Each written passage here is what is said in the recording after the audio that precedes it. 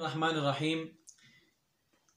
جیسا کہ آپ کو معلوم ہے شوال کا مہینہ اس وقت چل رہا ہے، تو شوال کے مہینے کی فضیلت کے حوالے سے آج کچھ آپ کے سامنے رکھیں گے۔ تو سب سے پہلے یہ دیکھیں گے کہ شوال میں جو 6 روزے ہیں اس کو کب رکھنا ہے، اور کیا اس کو پے در پے رکھنے ہیں یا الگ الگ رکھنا ہے۔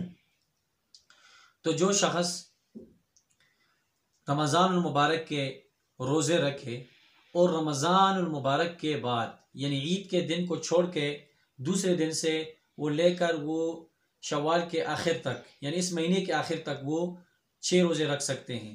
یعنی اب اگر کوئی رکھنا چاہتا ہے پے در پے یعنی 6 روزے اکٹھے رکھنا چاہتا ہے تو تب بھی تو ٹھیک ہے، لیکن اگر کوئی شروع میں کچھ روزے رکھنا چاہتے ہیں، کچھ درمیان میں رکھنا چاہتے ہیں، کچھ آخر میں رکھنا چاہتا ہے تو تب بھی ٹھیک ہے۔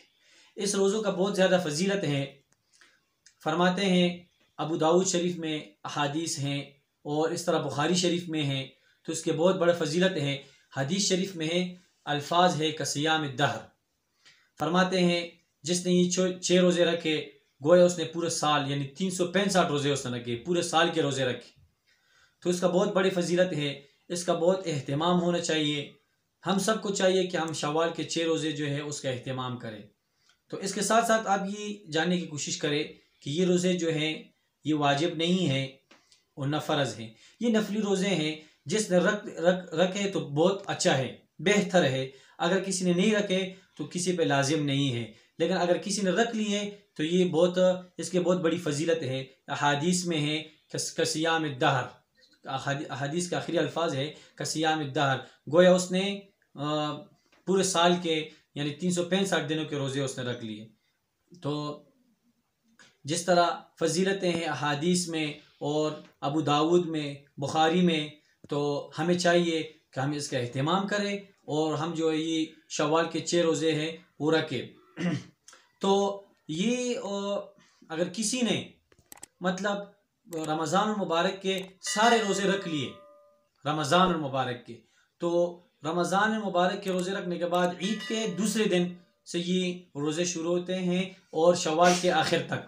اب شروع میں اگر کوئی روزہ رکھتا ہے یعنی عید کے بعد، تو پھر آخر میں درمیان میں کچھ رکھتا ہے، پھر آخر میں رکھتا ہے تو ٹھیک ہے۔ اگر کوئی پے در پے رکھتا ہے تو بھی ٹھیک ہے، اور اس کے بہت بڑی فضیلتیں ہیں تو اور ثواب بھی ہیں۔